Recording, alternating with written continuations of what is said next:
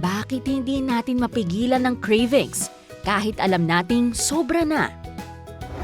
So usually, based on my experience with my patients, they find it difficult na tanggihan or para mag-resist do sa mga pagkain na matatamis, maaalat at saka matataba. Kasi based din sa kumbaga sa science, yung mga food items na yon, they are known to trigger certain pathways in the brain. So particularly yung dopaminergic brain pathway, which is responsible for pleasure and satisfaction.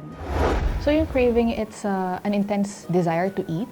And it's a very normal human experience. Okay, so neurobiologically, pwede siyang ma-explain ng reward-related dopamine pathway. So yung dopamine, it's a brain chemical or it's a neurotransmitter that regulates pleasure, motivation, reward. So nare-release yan pag nagkakaroon tayo ng pleasurable experiences like eating good food. And then psychologically naman, yung craving, it's because of the conditioning, or it's considered as a learned response or a learned behavior through our experiences. Paano naman kaya kung ang isang individual ay may insulin resistance? Mayroon din kaya itong contribution sa cravings? So, una sa lahat, kailangan natin ma-describe kung ano ba yung insulin resistance. So, insulin resistance, state po to ng katawan natin. Kumbaga, yung mga cells ng katawan, usually kasi doon pumapasok yung glucose or yung asukal galing sa dugo. So, ang insulin, yung susi para sa pintuan para makapasok yung glucose sa cells. So, pag ang tao nagkakaroon ng insulin resistance, hindi nagagampanan ng insulin yung trabaho niya. Hindi niya nagagawa. So, yung glucose or yung sugar natitira sa dugo. So, after that, magko-compensate yung katawan mo, tataas ang insulin levels or magkakaroon ng hyperinsulinemia at magkakos yun ng mga different factors or different effects na makaka-affect sa cravings in general. Hindi aksidente na ang paborito mong snack ay sobrang sarap. Ang perpektong timpla ng asukal, asin at taba na nanghihikayat sa ating taste buds at utak.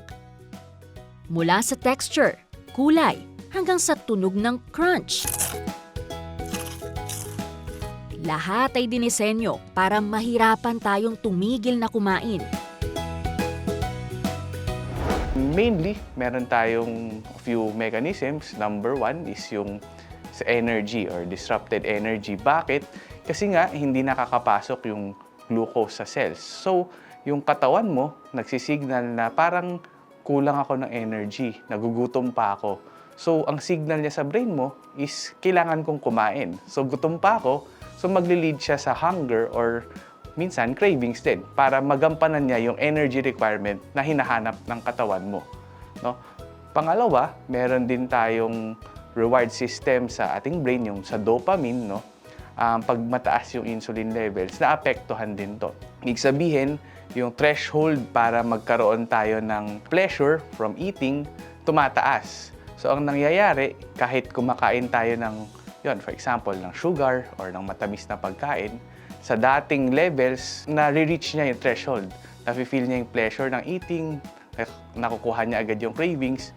Pero kung tumaas yung, kumbaga, threshold, magre-require ka ng mas madaming amount ng sugar. So, magke-crave ka for more sugar and nagiging cycle siya ng compulsion to eat something sweet, compulsion to eat something salty, or compulsion to eat food in general.